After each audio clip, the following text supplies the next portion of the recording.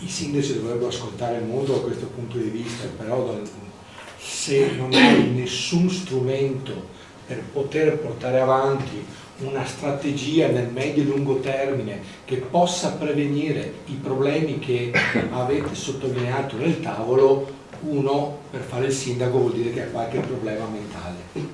Di fatto è così, perché quando puoi risolvere nel tuo comune il problema della mancanza di un medico se manca da 30 anni la programmazione universitaria, eccetera eccetera, e dunque il problema è tutto riferito a questo. Poi l'aggravio è la configurazione geografica della ex provincia di Venezia, città metropolitana, che non ci aiuta da questo punto di vista, e non ci aiuta nemmeno a pensare che dopo 30 anni abbiamo una strada che ci collega al futuro hub, che è quella che è. Se avesse un super treno veloce che arriva esattamente al pronto soccorso o a chi deve dare il servizio, non staremo nemmeno qua a sottolinearlo. Dunque sono considerazioni che poi, se io avessimo del tempo, potrei mettere talmente tanta carne a fuoco. Il problema poi della quota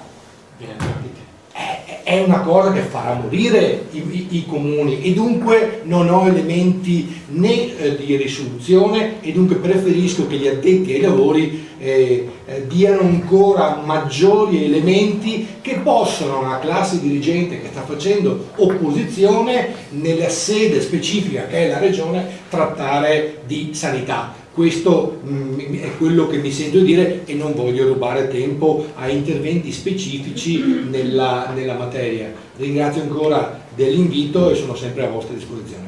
Grazie.